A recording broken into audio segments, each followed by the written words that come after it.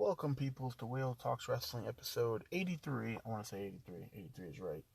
This one's a little later because I wanted to wait for AEW Fyter Fest Night and 1 and 2. I wanted to do those together. It's kind of like a big show. And Money in the Bank. Money in the Bank was also a fantastic show.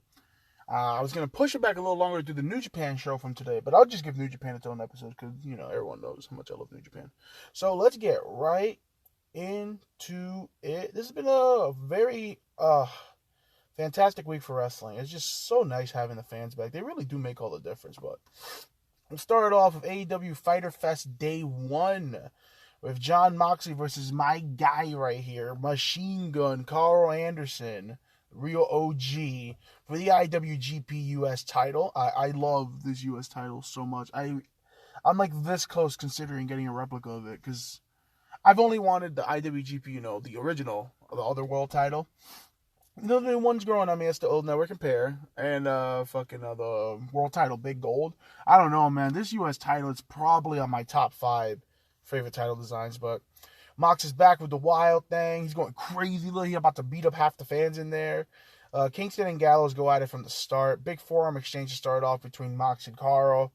I love how they always say this match is like IWGP New Japan rules, which is dope. Because it's pretty much exactly what they wrestled. They wrestled the New Japan match on TV, and it's pretty fun.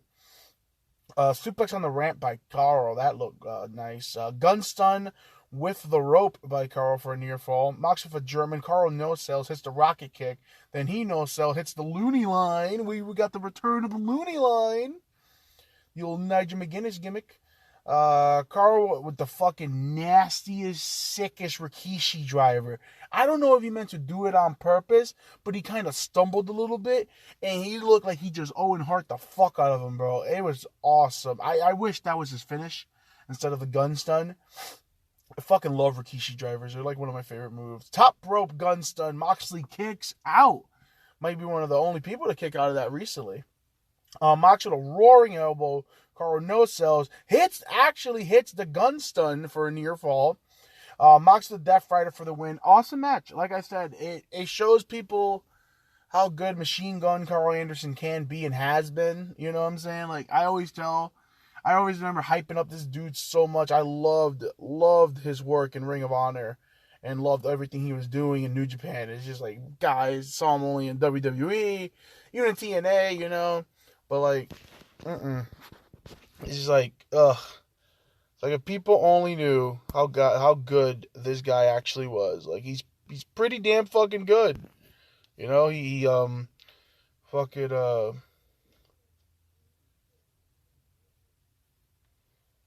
sorry about that, getting a lot of stupid notifications. So then Archer gets on screen and basically he tells him, hey, yo, next week, let's run it back. Another Texas death match, which I'm like, that's awesome. This should be Archer's chance to win a title. This has to be it. No more of Archer going to main events and title matches and losing. I'm sick and tired of this guy losing all his big matches. Cody. Should have won the fucking TNT title, but whatever. Andrade comes backstage and he has his iPad and he's like, yo, where the fuck Death Triangle at? It's just a picture of Death Triangle's logo. He's like, yo, where are these pussies Death Triangle at? I thought it was just kind of funny. He's just like walking and he's like, yo, has anyone seen Death Triangle? I'm like, dude, you just go backstage. I don't know. Phoenix is injured. I don't know. They're probably back there. Ricky Starks versus Brian Cage for the FTW title. Boy, did this go not the way they expected. Ricky Starks was the most over babyface in the universe. And Brian Cage is actually getting booed. Cage going right at him, trying to fucking destroy him. Ricky's trying to stick and move and protect his neck. Cage with the fucking X Factor. Love that move. Starks with a sit-out powerbomb to Cage for a near fall. F5 by Cage for a near fall, which is so weird to see people kick out of that. FTW belt to the head of Cage by Hobbs. Hobbs and Hook were acting like they didn't want to, get involved, but then they ended up betraying Big Brian Cage. And the big spear by Ricky Starks, new champion. And this is awesome.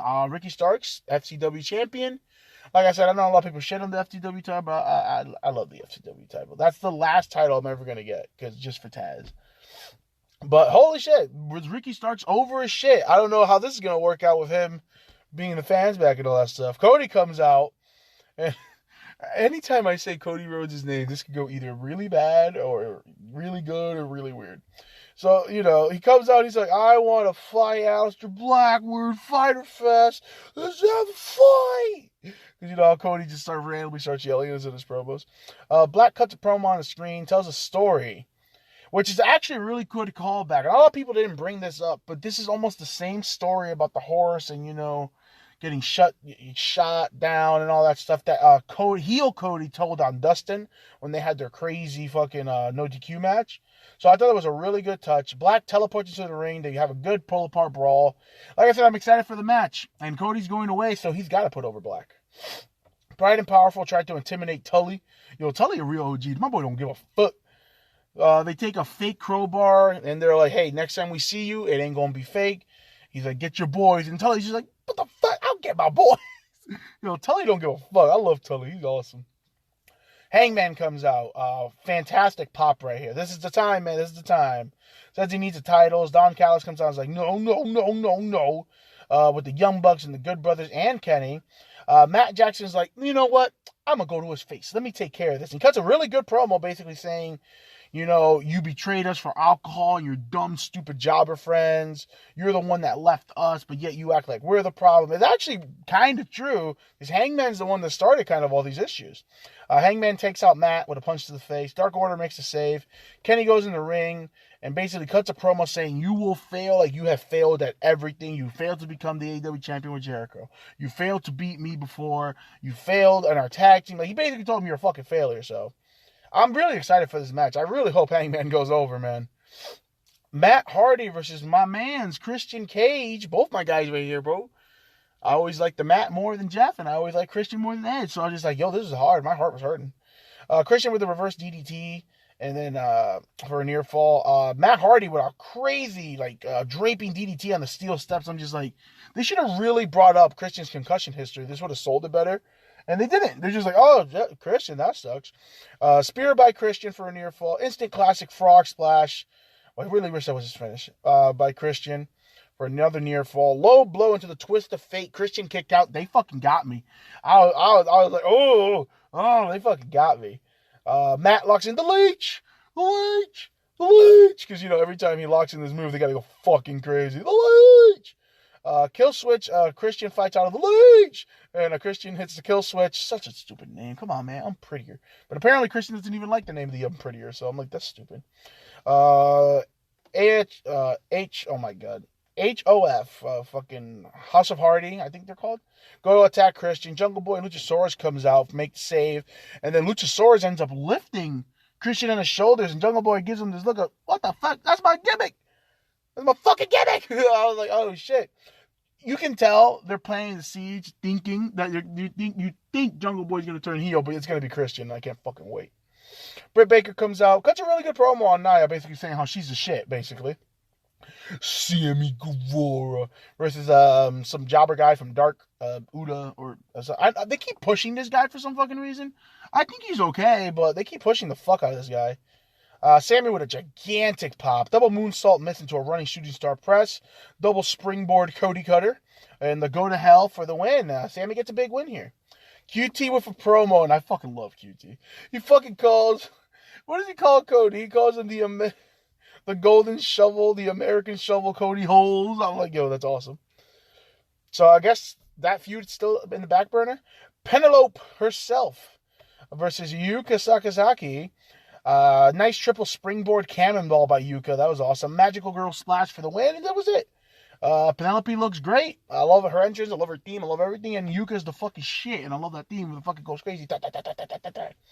We get the Coffin match. Darby All In versus Ethan, Ego, Page, Impact, man. Darby dives right away, going fucking crazy. Scorpio Sky comes out. He's in the coffin. I could tell something was in the coffin because the guys bringing in were having a tough time. I was like, do these guys need a team lift? Because they're just like, trying to lift that coffin. Scorpio comes out the coffin, like I said. Darby attacks Darby. Sting makes a save. My boy Sting's always around. Ethan gets a hook, like legit. Not Taz's son, but a hook. But not Taz's son. So he grabs Taz's son and he starts beating the crap out of Darby. then put Taz's son, the Hook, on his necklace. And he got a necklace, and he stretches him out. I don't know if anyone remembers Loiter Squad, I think it was, the Tyler the Creator show. There was like a scene in there where the janitor was just like, it was like beyond scared straight. And the janitor's like fucking, I think it was, what was it, Carl Sweatshirt, I think? He's playing the janitor, and he keeps like, one of them is wearing a candy necklace, and he just keeps like hitting his necklace. He's like, you got a necklace. You got a necklace. And the way he says it always makes me laugh. And that's the only thing I could think when Ethan Page just kept attacking Darby's necklace. And he's like, you got a necklace.